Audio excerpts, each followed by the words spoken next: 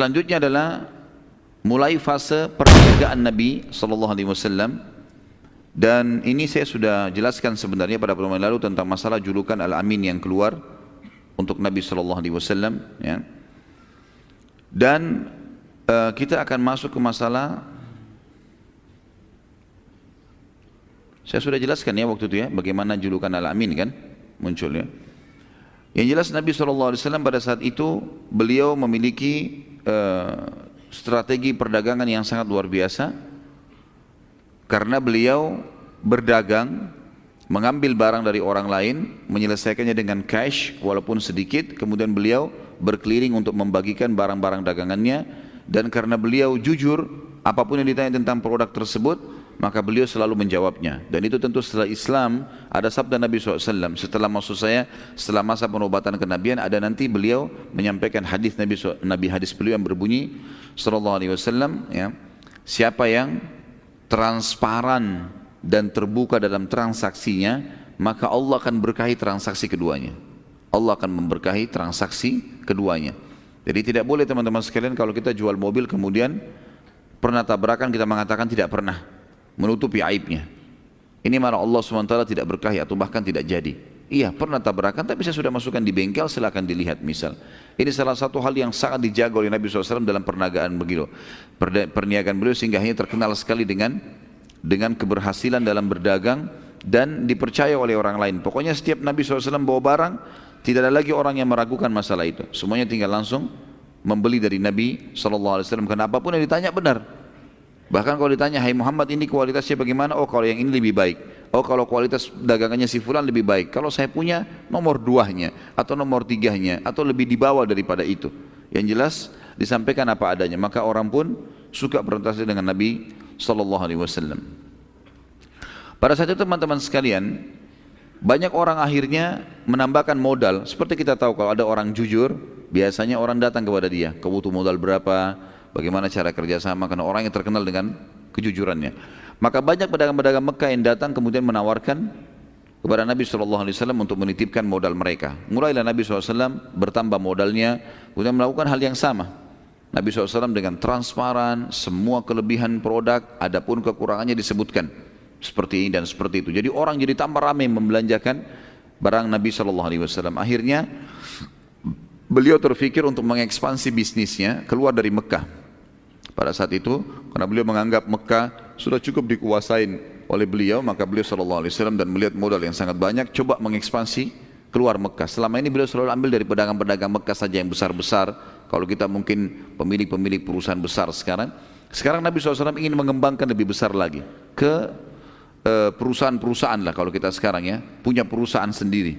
Maka Nabi SAW mengambil modal-modal tersebut, kemudian mulai pergi ke negeri Syam, dagang di negeri Syam, ikuti orang-orang Quraisy. Orang-orang Quraisy bawa modal dari Mekah, beli barang negeri Syam, kembalikan lagi ke Mekah, gitu kan? Nanti barang dijual di Mekah, tapi mereka pergi ke negeri Syam membawa uang saja, membawa emas, mereka tidak bawa produk.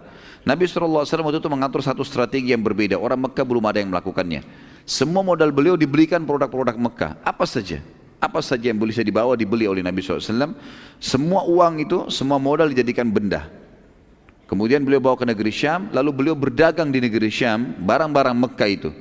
Orang-orang di negeri Syam tidak mengenal produk Mekah selama ini. Akhirnya dibelilah oleh orang Syam, dan Nabi SAW mendapatkan keuntungan. Lalu dengan uang keuntungan itu beliau beli lagi barang dari negeri Syam, dibawa ke Mekah, sehingga double keuntungannya. Makin masyhurlah nama Nabi SAW. Akhirnya bergabunglah seorang wanita kaya Mekah, Khadijah radhiyallahu anha. Pada saat itu tentunya belum masuk Islam, belum ada Islam. Dan dikatakan dalam buku-buku sejarah, Khadijah ini teman-teman sekalian memiliki harta sendirian, dia itu lebih banyak atau bahkan berimbang dengan hartanya seluruh pedagang Mekah, saking kayanya gitu kan. Orang terkaya Mekah, hartanya Khadijah radhiyallahu anha sendiri, digabung semua pedagang-pedagang Mekah hartanya itu baru sama dengan hartanya Khadijah, bahkan Khadijah mungkin lebih banyak daripada itu. Khadijah pun akhirnya menitipkan hartanya kepada Nabi SAW, coba ya. Dan Khadijah ingin memastikan tentang kejujuran yang terkenal itu. Beliau menitipkan seseorang yang bernama Maisarah. Maisarah ini sahaya, hamba sahayanya beliau. kemudian menitipkan kepada Nabi SAW. Maisarah selama perjalanan terkagum-kagum dengan Nabi SAW. Di antara yang membuat dia sangat kagum adalah beberapa fenomena alam yang terjadi dan bagaimana akhlaknya Nabi SAW. Di antaranya adalah perilaku Nabi SAW dengan Maisarah beda sekali dengan perilaku siapapun pada saat itu yang menjadi majikan atau tuan bagi seluruh sahaya. Kebanyakan mereka tuh kasar berkata-kata, suka perintah-perintah sembarangan, kadang-kadang sering dipukul, kadang-kadang marah sedikit nggak diberikan makan, gitu kan. Kemudian kalaupun ada keuntungan, ada segala, tidak pernah ada bagi, tidak ada sesuatu yang dikasih, gitu. Maka berbeda sekali dengan Nabi SAW. Nabi kalau makan, panggil Maisarah makan bersama-sama. Nabi SAW kalau istirahat, panggil Maisarah istirahat di sebelahnya. Nabi SAW mengajak ngomong seperti temannya sendiri. Selalu saja begitu, dari pergi sampai pulang. Perjalanan dari Mekah ke negeri Syam sebulan, gitu kan? Itu pun kalau menggunakan kuda yang tercepat. Kalau orang membawa kafilah dagangan lambat, bisa 2 bulan perjalanan. Jadi selama 2 bulan perjalanan, Nabi SAW selalu bermuamalah yang baik dengan dia. Pulang juga begitu. Kemudian fenomena alam yang terjadi adalah sepanjang jalan dia kaget melihat semuanya. Ya, kafilah-kafilah di depan ada kelihatan, di sana kelompok kafilah sekian puluh ekor unta, di sana lagi kafilah banyak padang pasir yang sangat luas. Tapi kafilah Nabi SAW ini yang kebetulan itu cuma Nabi sendiri yang jaga beberapa ekor unta dengan Maisarah. Itu dinaungi oleh awan, tidak panas, padahal lagi terik sekali matahari. Kok bisa awan ini cuma ada di atas kafilah Nabi SAW? Itu Maisarah saksikan sendiri.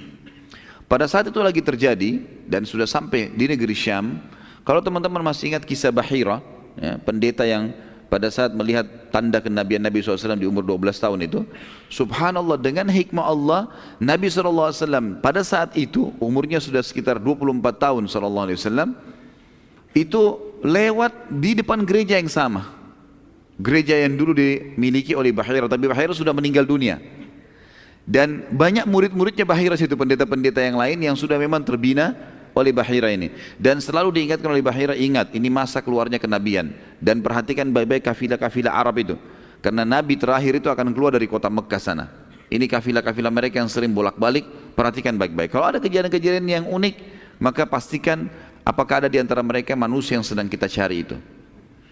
Salah satu pimpinan pendeta pada saat itu melakukan hal yang Bahira sering lakukan. Setiap hari nongol di jendela gereja ngelihat kafilah-kafilah yang lewat, karena memang ini jalurnya mereka lewat, gitu kan. Terkagetkan pendeta ini pada saat melihat kafilah Nabi SAW. Ini kafilah satu-satunya yang cuma 2 orang, untanya banyak sekali, tapi cuma 2 orang, dan semua kelihatan dari jauh, matahari lagi terang, semuanya kafilah yang berserakan yang sangat banyak, beda dengan kafilah Nabi SAW. Ini ada awan di atasnya menaunginya. Dan ada sebuah pohon di sebelah gereja. Konon ceritanya para Bahira dan temannya ini membangun gereja di situ karena mengetahui tentang histori pohon itu. Histori pohon itu disebutkan dalam Injil, dinukil oleh para penginjil ini sebelum Nabi SAW diutus tentunya. Kalau ada pohon di situ, yang pohon ini mereka tahu semua nabi turun di situ. Pohon ini setiap nabi pasti akan mampir di pohon itu, dan pohon ini subhanallah dengan hikmah Allah tidak pernah ada yang mampir di situ kecuali nabi-nabi, gitu kan. Pada saat Nabi SAW mau istirahat, beliau pun duduk di bawah pohon itu. Ada satu pohon di dekat gereja, pohon kurma, cuma satu pohon. Itu Nabi SAW duduk di situ. Kemudian kafilahnya, unta-untanya disandarkan, Maisarah dipanggil duduk di sebelahnya. Kejadian yang luar biasa pada saat itu disaksikan oleh kepala pendeta adalah pohon kurma itu tiba-tiba menunduk, ya, menunduk dan terlihat sekali sangat jelas, kemudian menutupi Nabi SAW dari panas. Maka dia pun penasaran dan dia berkata, ini mungkin salah satu tanda. Dia pun akhirnya keluar, kemudian coba melihat peluang kapan Nabi SAW berpisah dengan Maisarah. Maisarah sempat pamit sama Nabi SAW ingin mencari, kalau kita mungkin tempat buang air gitu kan, keluar. Maka oleh pendeta ini dikejar. Lalu dia berkata, hai fulan, tunggu sebentar. Berhentilah Maisarah. Ditanya, kalian dari mana? Dari Mekah. Siapa yang bersamamu ini? Seseorang dari kota Mekah, tokoh Mekah yang bernama Muhammad, dan dia punya kafilah dagang gitu kan. Lalu mulailah pendeta ini menanyakan banyak hal tentang siapa namanya, siapa ibunya, siapa ayahnya, segala macam ditanya tentang Nabi SAW secara terinci. Dan semua yang dijelaskan oleh Maisarah yang dia tahu, kalau dia adalah keturunan yang baik, ibunya meninggal pada saat dia masih 6 tahun, ayahnya meninggal pada saat dia di rahim ibunya, kakeknya bina, sekarang bersama pamannya, dan seterusnya, gitu kan? Dan dia terkenal sekali dengan julukan Al-Amin di Mekah. Semua ini ciri-ciri disebutkan yang diketahui oleh pendeta ini adalah ciri kenabian. Lalu kemudian pendeta ini pun setelah pertanyaan yang banyak kepada Maisarah dan dia penasaran, maka dia mengatakan, baiklah kalau begitu, saya berterima kasih atas pendapatmu ini dan saya coba ya akan menyampaikan kepada teman-teman di dalam gereja gitu. Terus si Maisarah bilang, sebentar, boleh saya nanya enggak? Iya. Apa rahasia pertanyaan Anda tadi? Kenapa Anda bertanya seperti itu? Lalu dia mengatakan, pendeta itu mengatakan, dan ini membuat Maisarah kaget, dan nanti ini yang akan disampaikan kepada Khadijah pada saat pulang ke Mekah yang mendorong Khadijah mau menikah dengan Nabi SAW. Salah satu faktornya itu. Maka dia mengatakan, ketahuilah wahai anak muda, karena Maisarah masih muda, masih belasan tahun berumur seperti ini, di bawah sedikit dari Nabi SAW. Ketahuilah, menurut keyakinan kami dan apa yang kami dapatkan dalam Injil, tidak ada yang turun di bawah pohon ini kecuali seorang Nabi. Maka ketahuilah yang sedang bersamamu sekarang adalah Nabi yang sedang ditunggu. Jadi ceritanya hanya seperti itu saja, tidak ada penyampaian setelahnya seperti apa. Apakah pendeta itu beriman atau tidak, tidak seperti kisah Bahira. Kalau Bahira memang dia sudah berazam, bertekad kalau memang Nabi SAW di masa kenabian dia masih hidup, dia mau beriman. Tapi pendeta ini tidak, dia kembali ke gerejanya, kemudian buku-buku sejarah menceritakan atau memutus sampai situ kisahnya, dan Nabi SAW sudah langsung pergi ke negeri Syam. Saat tiba di negeri Syam, teman-teman sekalian, Maisarah bertambah kagum lagi pada saat melihat bagaimana Nabi SAW bermuamalah dan berperilaku dengan para penduduk negeri Syam. Beliau cepat sekali berbaur, sangat supel, ya, mudah dalam membeli dan menjual. Dan ini subhanallah bagian dari syariat semua nanti setelah Nabi SAW diutus menjadi Nabi, gitu kan. Sebagaimana beliau mengatakan, ya, rahmat Allah kan terkena kepada atau akan didapati oleh orang yang selalu mudah dalam bertransaksi, mudah membeli, mudah menjual. Itu adalah salah satu ciri orang beriman, ya. Nah, orang beli ya sudah, orang nawar ya sudah, mudahin. Yang penting memang dia tidak dirugikan gitu. Bukan orang yang sudah tahu ada keuntungan masih ditekan supaya mendapatkan keuntungan yang lebih. Enggak ada seperti itu. Samhan kata Nabi SAW. Samhan idza ba, samhan idza syara. Ya, dia sangat mudah untuk bertransaksi, menjual dan membeli, semuanya dimudahkan oleh dia. Maisarah melihat itu, dan Nabi SAW tidak bukan cuma itu. Beliau setelah dapat keuntungan, disimpan di tempat yang aman, Nabi SAW selalu mengeluarkan dan keliling mencari orang-orang fakir di negeri Syam, kemudian membagi-bagikan buat mereka. Kemudian Nabi SAW juga selalu berusaha untuk menguasai seluruh pasar tanpa letih. Beliau keliling ke seluruh pasar lalu menawarkan produk-produknya tanpa letih. Ini nolak, dia pergi ke tempat yang lain. Ini nolak, dia pergi ke tempat yang lain. Sampai akhirnya terjadi transaksi. Dan subhanallah, di hari Nabi SAW tiba, seluruh produk Mekkahnya habis. Seluruh produk Mekkahnya habis dalam satu hari. Karena Nabi SAW keliling, ya, senyum dengan orang, ramah, mudah. Orang mentransaksi, beli ini berapa, sekian harganya, sekian saja, ya sudah, gitu loh. Dimudahin sama beliau. Maka habis produknya pada hari itu, sallallahu alaihi wasallam. Di hari kedua, beliau sudah bisa membeli barang dari negeri Syam. Dan pada saat beli, karena kemarin dia sangat supel dengan orang-orang sallallahu alaihi wasallam, maka orang-orang pedagang-pedagang di pasar juga memudahkan dia pada saat transaksi. Jadi orang-orang Syam pun pada saat mengatakan Nabi SAW tawar, kain ini berapa? Sekian. Baiklah, bisa saya beli sekian? Enggak bisa, silahkan ambil uangnya. Langsung saja. Maka di hari kedua saja Nabi SAW sudah berhasil membeli seluruh produk yang dibutuhkan dari uang yang ada. Sehingga kafilah Nabi SAW lebih dulu kembali ke Mekah. Dan ini tidak pernah terjadi dalam kafilah-kafilah Quraisy, karena mereka selalu tinggal di negeri Syam lama. Mereka duduk-duduk dulu, mereka mabuk-mabuk, mereka bermain perempuan, mereka segala macam, sudah menjadi tradisi jahiliyah. Kemudian nanti mereka sudah 2 minggu, 3 minggu baru mereka balik ke Mekah, gitu kan. Jadi pelan-pelan mereka berdagang. Nabi SAW tidak, cepat bekerja, cepat juga menyelesaikannya, selesai, mengeksekusinya. Pulanglah Nabi SAW bersama Maisarah menuju ke Mekah. Pada saat tiba di Mekah, karena kafilah-kafilah dagang Quraisy belum tiba, dan sudah menjadi tradisi juga di Mekah teman-teman sekalian, kalau ada kafilah datang, maka ada orang-orang tertentu, penjaga-penjaga pintu gerbang Mekah itu mengiklankan dengan suara keras, wahai Quraisy, kafilah dagang ada yang datang gitu. Maka orang-orang Quraisy pada ngumpul. Jadi sebelum masuk pasar mereka sudah keroyokin tuh apa yang mereka mau beli di situ. Ada yang sisa baru dijual di pasar. Kafilah Nabi SAW datang, dan ini bukan waktu datangnya kafilah Quraisy. Waktunya sudah mereka tahu lah, sekian waktu datang kafilah, baru mereka datang. Mereka kaget, kok ada kafilah datang nih. Kemudian mereka datang, gitu kan? Di luar pintu Bani Syaibah, di luar pintu gerbangnya Mekah. Lalu mereka kaget, kafilahnya Muhammad Al-Amin telah datang, tersebar satu Mekah nih. Ini orang yang kepercayaan sudah datang nih. Walaupun beliau belum lama berdagang dari negeri Syam. Mereka tanya, hai Muhammad, barang dagangan Syam? Kata Muhammad SAW, iya. Boleh kami transaksi? Silahkan. Mulailah mereka memilih produk yang mereka mau. Ini ya Muhammad berapa? Sekian. Baiklah, bisa sekian? Silahkan. Dihabisin. Dalam hitungan satu hari itu juga, dagangan Nabi SAW habis. Hari itu juga habis. Belum masuk ke pintu gerbang Mekah, sudah habis. Dengan keuntungan yang berlipat-lipat. Maka Nabi SAW dimudahkan oleh Allah Subhanahu Wa Taala dengan akhlak yang baik, dan wajar Allah mengatakan dalam surah Al-Qalam, A'udzubillahi minasyaitonir wa innaka la'ala khuluqin 'adzim. Maksudnya kau Muhammad secara fitrah kau memiliki akhlak yang sangat luar biasa, mulia sekali. Nabi SAW selalu cenderungnya kepada kebaikan. Kejadian ini akhirnya tersebar di negeri Mekah, di kota Mekah. Pada saat itu kafilah Muhammad Al-Amin datang. Kemudian habis dagangannya, dan orang-orang Mekah puas dengan dagangan itu. Nabi SAW pada hari yang sama tidak menunda sama sekali, walaupun dalam kondisi capek, pergi ke rumah Khadijah menyampaikan amanahnya. Ini adalah amanahnya, ini uangnya. Dan bukan cuma Khadijah, karena banyak sekali orang menitipkan uang pada saat itu. Semua diantarkan pada hari itu. Nabi SAW tidak tidur kecuali sudah menyampaikan semua amanah. Ini modalnya, ini keuntungannya, ini modalnya, ini keuntungannya. Semua selesai pada hari itu. Padahal dalam kondisi capek, datang dari safar. Ini sebuah adab yang luar biasa teman-teman bagi pedagang.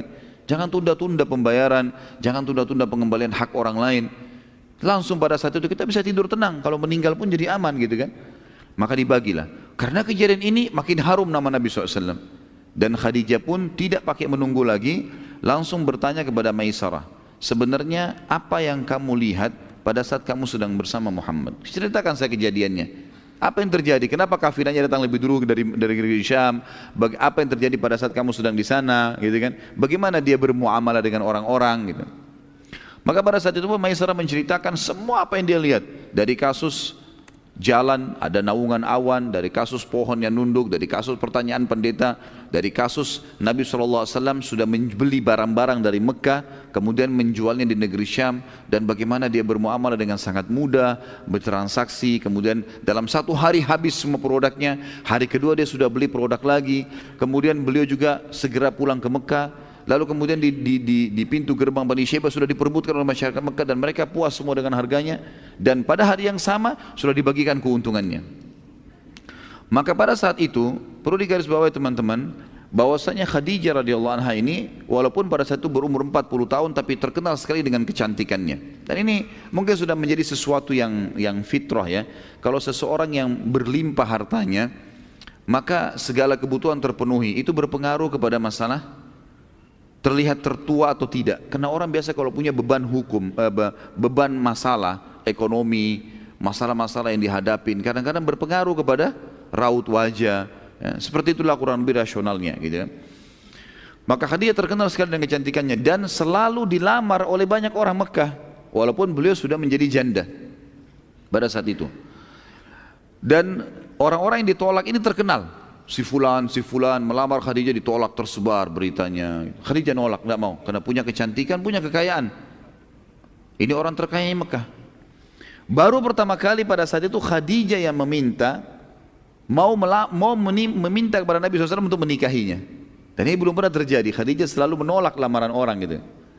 Maka Khadijah berkata kepada Maisarah pada saat itu, setelah menceritakan, saya akan berbicara sesuatu nanti dengan orang yang akan menyambung lidah saya kepada Muhammad. Cuma bahasa begitulah kurang lebih. Jadi karena Maisarah seorang laki-laki, Khadijah tidak berbicara masalah pernikahan. Lalu Khadijah pun mencari siapa kira-kira orang yang paling pantas untuk diajak ngomong. Ditemukanlah seorang sahabatnya bernama Nafisa. Nafisa sahabat dekatnya Khadijah. Lalu berkata Khadijah, wahai Nafisa, apa kamu sudah tahu cerita tentang Muhammad? Oh belum, kata Nafisa. Kata Khadijah, ceritanya begini loh. Begini, diceritain semua panjang lebar yang Maisarah cerita. Lalu Nafisa juga kaget, seperti itu kah Khadijah? Dia bilang iya. Dan saya punya niat sesuatu yang saya ingin kamu yang menyampaikannya. Kata Nafisa, apa itu? Saya ingin agar engkau menyampaikan kepada Muhammad untuk melamarku. Kata Nafisa, selama ini kau nolak tokoh-tokoh Mekah yang kaya raya, sekarang kau minta Muhammad untuk melamarmu? Artinya Nabi SAW memang waktu itu pedagang, tapi bukan sekelas levelnya orang-orang nomor satunya Mekah yang melamar Khadijah kemudian ditolak, gitu kan? Maka pada saat itu kata Khadijah, iya, saya bersedia kalau Muhammad mau menjadi suami saya. Maka Nafisa pun tidak menunda, mengatakan urusan saya akan pergi. Maka waktu itu Nafisa pun mendatangi rumah Nabi SAW, kemudian menemuinya di depan ada keluarga-keluarga pada saat itu. Di antaranya tentu ada Abu Talib pamannya, kemudian ada sepupu-sepupunya gitu kan. Lalu Nafisa mengatakan, wahai Muhammad, mengapa engkau belum menikah? Kata Nabi SAW, belum cukup bekal. Ini biasanya kalau dalam terjemahan bahasa Indonesia begitu ya, kalau bahasa Arab itu minkillati dzatiyat. Orang Arab biasa begitu. Bisa saja dia mengatakan, saya belum punya rumah, karena masih numpang sama pamannya memang pada saat itu. Itu kan masih tinggal sama Abu Talib. Kemudian usaha saya masih baru mulai, ya nantilah kalau sudah mantap semua sudah mapan baru saya menikah. Lalu kata Nafisa, ya, wahai Muhammad, mengapa engkau tidak menikah dengan wanita yang berkumpul semua pada dirinya hal yang kau butuhkan? Kecantikan, jalur nasab, ya, kekayaan, kepintaran, gitu kan, kedudukan, semua ada. Kata Nabi SAW, siapa yang kau maksudkan? Kata Nafisa, Khadijah binti Khuwailid, gitu kan, Khadijah binti Khuwailid. Lalu kata Nabi SAW, bagaimana bisa Khadijah? Mali wal Khadijah, kata Nabi SAW. Bagaimana saya dengan Khadijah? Mustahillah itu terjadi. Karena Khadijah siapa? Orang yang memang menolak semua tokoh-tokoh satu Mekah, tahu kalau dia tolak tokoh-tokoh Quraisy. Lalu dia mau menikah dengan orang yang tadinya pengembala kambing, kemudian sekarang menjadi pengusaha kecil. Kata Nafisa, itu urusan saya. Yang penting kamu setuju dulu, gitu kan?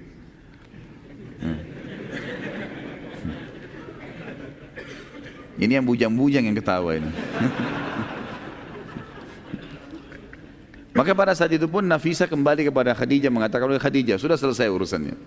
Apa yang selesai? Muhammad sudah setuju, gitu kan? Kata Khadijah, baik kalau begitu, jangan ditunda, gitu kan? Maka Nafisa kembali lagi ke Nabi SAW mengatakan, wahai Muhammad, sudah selesai urusannya. Apa yang sudah selesai? Khadijah sudah setuju, gitu kan? Sudah selesai urusannya. Kapan kita bertemu? Bertemu. Dipanggillah Abu Talib, paman Nabi SAW, menghadap ke rumahnya Khadijah. Dan Khadijah itu ditemanin oleh, ada yang mengatakan yang temanin, waktu itu Nabi SAW dikatakan ditemani oleh pamannya Abu Talib dan Hamzah. Tentu ini sebelum bicara masalah Islam ya. Kemudian dari pihak Khadijah ayahnya sendiri Khuwailid, dan ada yang mengatakan ditemani juga oleh sepupunya Waraqah bin Naufal, ya, pendeta Nasrani nanti yang akan mengakui kenabian Nabi SAW di masa penerimaan wahyu Iqra' bismi rabbikal ladzi khalaq.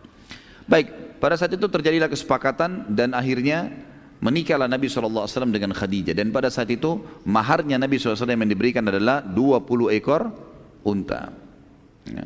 Jadi satu ekor unta itu sekarang sudah berapa harganya? Ratusan juta, gitu kan? Apalagi ya sampai 20 ekor unta ini.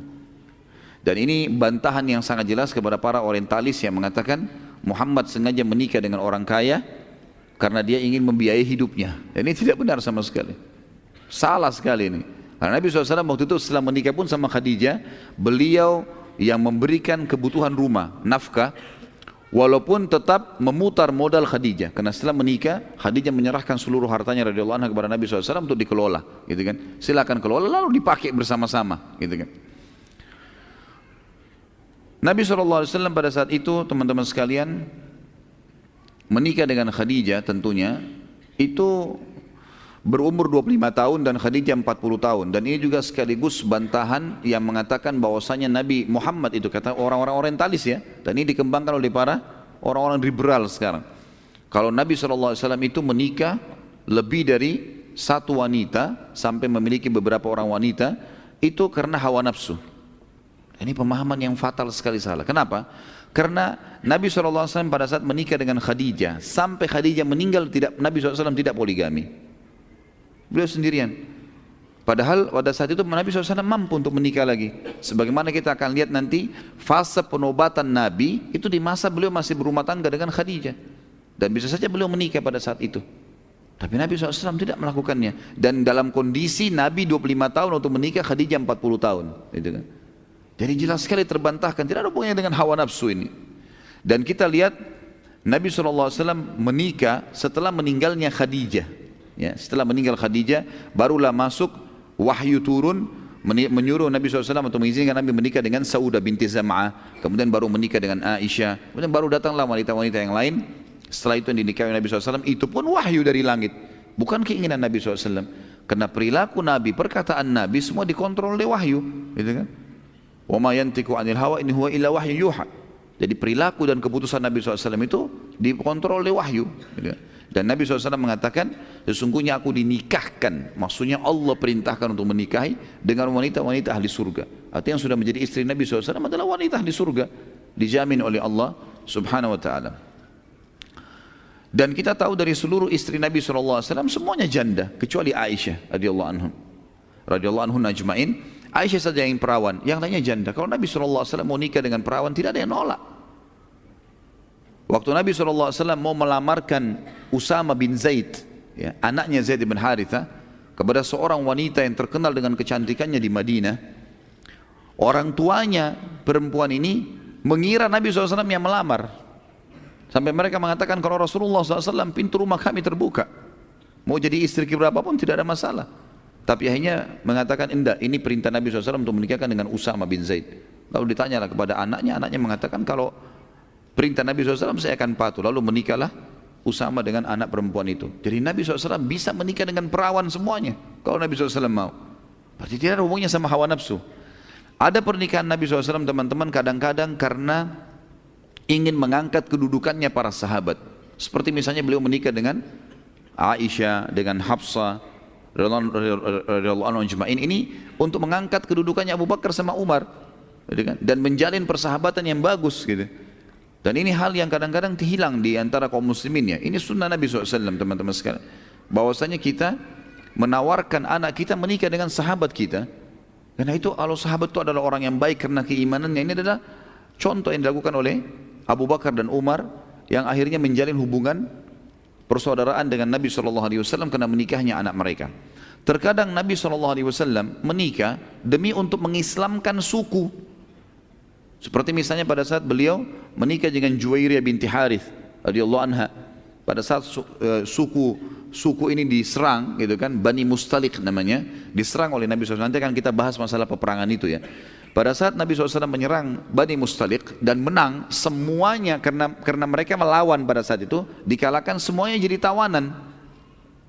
Juwairiyah binti Khuwailid binti Harith, Juwairiyah binti Harith ini radhiyallahu anha menjadi bagian dari tawanan Nabi SAW. Maka Nabi SAW tawarkan, hai Juwairiyah, mau enggak kamu masuk Islam? Saya bebaskan kamu dari keterbudakan. Kata Juwairiyah, tentu. Asyhadu an la ilaha illallah wa anna Muhammad Rasulullah. Kata Nabi SAW, kenapa tiba-tiba kau mau masuk Islam nih? Kata Juwairiyah, sebelum anda datang wahai Rasulullah, saya melihat ada cahaya dari Madinah masuk ke kamar saya, dan saya menamilkan itu adalah anda yang datang. Maka saya menerima ini. Kata Nabi SAW, kalau begitu saya ya menerima keislamanmu dan juga menerima sebagai istri. Menikahlah Nabi SAW. Pada saat itu, karena masuk Islamnya Juwairiyah dan dia adalah anaknya Harith. Harith ini kepala suku Bani Mustalik. Melihat kejadian pernikahan Nabi SAW yang resmi dengan Juwairiyah ini, seluruh sahabat melepaskan Bani Mustalik, tawanan. Sudah, karena ini adalah Nabi menikahi anak kepala suku kalian, kami bebasin kalian. Tidak ada tawanan sama sekali.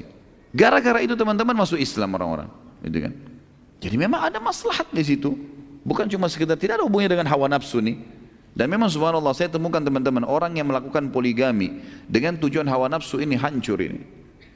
hanya untuk berbangga-bangga. Iya, kalau dia mengatakan saya punya istri dua, saya punya istri begini, itu tidak akan bertahan lama. Dan tidak ada sesuatu yang mau dibanggakan. Orang yang melakukan poligami teman-teman menambah ekstra sesuatu, ekstra tenaga, ekstra duit, ekstra waktu, ekstra semua. Bukan cuma pikiran masalah biologisnya gitu kan. Biologis setengah jam selesai, 1 jam selesai, tapi orang setelah itu harus berikan nafkah, harus berikan perlindungan, harus berikan pendidikan. Ini semua yang harus difahami gitu kan. Jadi Nabi SAW tidak ada hubungannya sama sekali dengan masalah dengan hawa nafsu ini. Karena dari mayoritas kehidupan kita, biologis adalah salah satu substansial kecilnya saja. Kehidupan luas sekali gitu kan. Seperti contoh juga Nabi SAW menikah karena merasa kesian dan mau membantu. Menikahnya Nabi SAW dengan Ummu Salamah radhiyallahu anha. Ummu Salamah lebih tua dari Nabi SAW. Dan memang di akhir-akhir hidup beliau tidak bisa melayani Nabi SAW dari sisi biologis, sampai beliau menghibahkan malamnya kepada Aisyah radhiyallahu anhum ajma'in. Ya. Jadi banyak sekali hukum-hukum di sini. Di antaranya juga Nabi SAW menikah untuk menjelaskan hukum syar'i, seperti menikahnya Nabi SAW dengan Zainab binti Jahash, mantan istrinya Zaid bin Haritha. Dan ini subhanallah, saya lihat ada satu cuplikan orang yang murtad dari Islam, entah dari mana manusia ini gitu kan, orang Indonesia. Kemudian dia mengatakan saya adalah dulu orang yang fanatik dengan Islam, apa segala buktinya anak saya namakan dengan nama-nama Islam. Kemudian saya tidak temukan kebenaran lah dan segala macam hal. Lalu dia menuduh-nuduh Nabi SAW. Kalau Nabi SAW itu melanggar semua apa yang dia ucapkan. Seperti misalnya umatnya boleh menikah 4, kemudian dia menikah lebih daripada itu. Dan ini orang yang tidak faham hukum syar'i.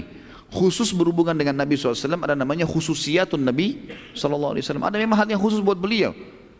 Menikahnya tidak terbatas seperti umatnya memang. Nabi SAW memang begitu.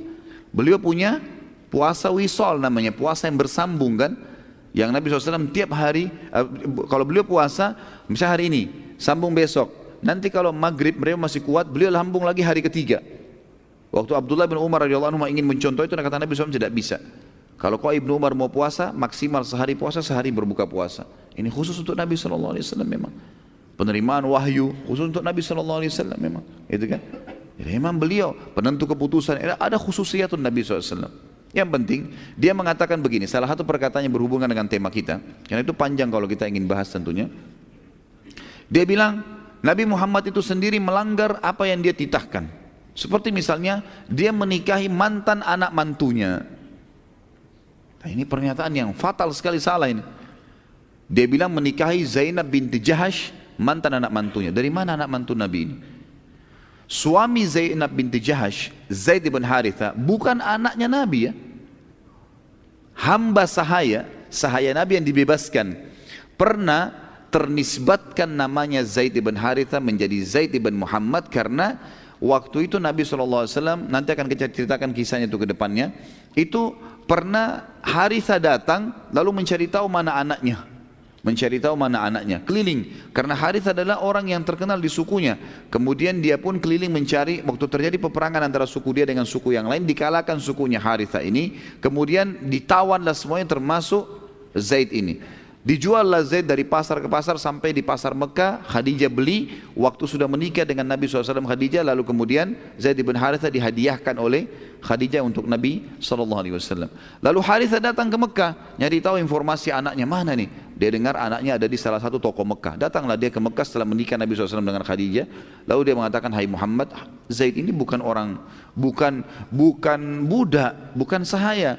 Ceritanya gini, suku saya sama satu suku pernah berperang, kami kalah, lalu kami dijadikan sahaya, gitu kan? Dijual belikan. Jadi Zaid ini orang bebas. Saya ingin tebus, berapa kau minta bayaran, saya akan bayar. Kata Nabi SAW, tidak usah tebus apa-apa.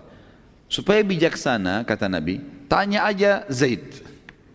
Zaid ini maunya ikut saya atau ikut anda? Gitu. Kalau dia mau pilih anda sebagai orang tuanya, silahkan, ambil saja, nggak usah bayar apa-apa, bebas Zaid. Kata Haritha, luar biasa ini. Akhlak yang luar biasa, dia bilang bijaksana sekali. Baiklah, saya temuin Zaid. Ditemuin Zaid. Lalu ayahnya Haritha kaget waktu dengar jawabannya Zaid. Gitu kan. Maka kata Haritha, hai Zaid, kau tahu saya adalah ayahmu. Dan Muhammad orang yang sangat bijaksana. Kau akan bebas dari keterbudakan hanya dengan ikrar perkataan mulutmu mengatakan saya memilih ayahku. Kau akan bebas, kau akan pulang, kau jadi anak kepala suku, menjadi penggantiku nanti. Jadi seperti diraja nanti. Apa kata Zaid? Saya tidak mungkin ayah memilih orang lain setelah Muhammad. Enggak ada lagi. Orang ini mengalahkan ayah saya sudah. Gitu. Nggak bisa, gitu kan? Maka yang terjadi, Harithah pun datang kepada Nabi SAW mengatakan, hai Muhammad, sungguh dia memilihmu. Maka aku cuma titipkan supaya dia dijaga dengan baik. Nah semenjak itu, namanya Zaid bin Harithah diganti menjadi Zaid bin Muhammad. Terkenal di Mekah pada saat itu diganti. Jadi kesannya kayak menjadi anak angkatnya Nabi, gitu kan? Sampai turun firman Allah yang melarang untuk menisbatkan Nabi, nama seseorang kepada Nabi. Yang bunyinya, a'udzubillahi maka Muhammadun aba ahadi min rijalikum walakin Rasulullah wa khataman nabiyyin. Muhammad bukanlah ayah seseorang di antara kalian, tapi dia adalah penutup para nabi dan rasul. Baru diubah kembali menjadi Zaid bin Harithah. Jadi Zaid bin Harithah ini bukan anaknya Nabi. Jelas ya? Nah, waktu Zaid bin Harithah mau menikah, oleh Nabi SAW diisyaratkan, atau Zainab binti Jahash mau menikah. Ini masih ada hubungan kerabat dengan Nabi SAW. Wanita mulia di Mekah, orang yang punya kedudukan sangat tinggi, gitu kan? Zaid bin Harithah mantan budak. Waktu Zainab mengatakan, ya Rasulullah saya mau nikah, tunjukkan saya laki-laki yang baik. Kata Nabi SAW, menikah dengan Zaid. Zainab pertama berat. Artinya masih ada secara kejiwaan. Dia tokoh Mekah, terkenal dengan kedudukannya, lalu menikah dengan orang sembarangan. Dalam bahasa tanda kutip di sini ya.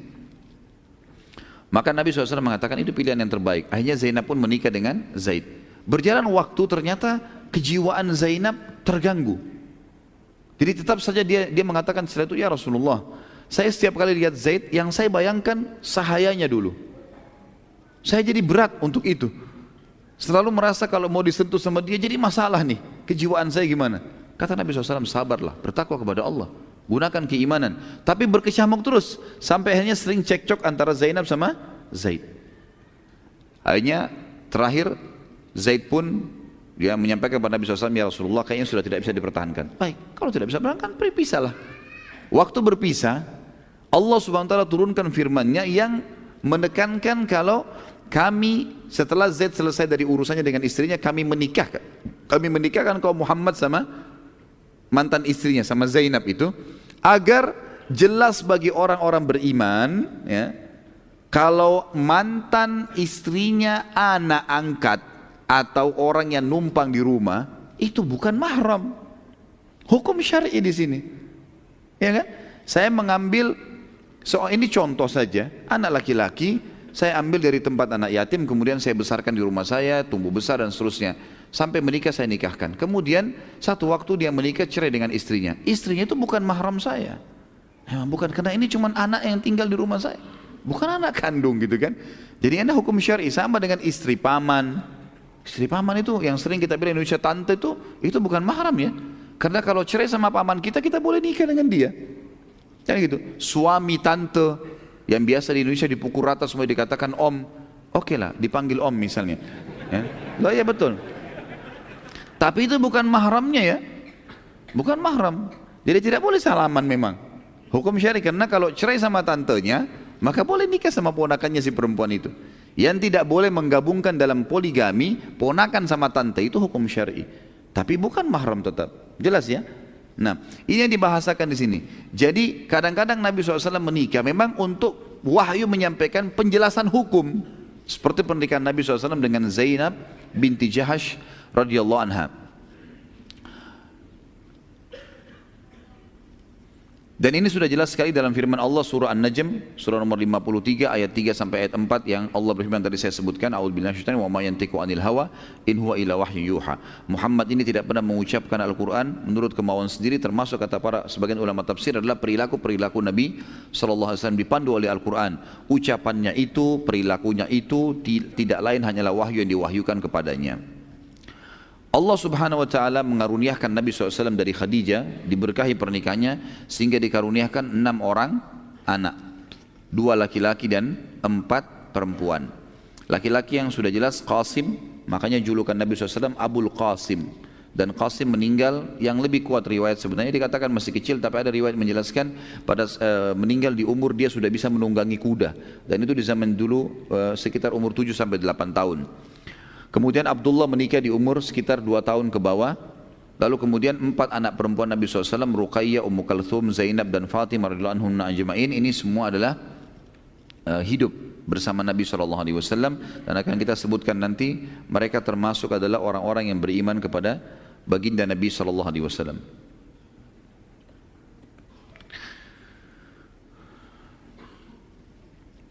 Sebagian orang ada yang keliru teman-teman dalam memahami poin mengenai nama anak Nabi SAW. Seperti misalnya mereka mengatakan anak Nabi ada namanya Toha dan Tayyibah. Dan ini keliru teman-teman. Kenapa? Karena Toha dan Tayyibah adalah julukan untuk anak Nabi Abdullah. Jadi bukan anak lain. Makanya ahli sejarah Sunnah wal Jamaah sepakat mengatakan anak Nabi SAW cuma 2 laki-laki. Itu nanti ada anak yang lain dari Maria, Ibrahim, itu kan. Tapi itu nanti. Yang jelas fase Mekah ini adalah 2 anak laki-laki dan dua-duanya meninggal. Dan julukan Abdullah ini punya julukan Toba dan Tayyibah.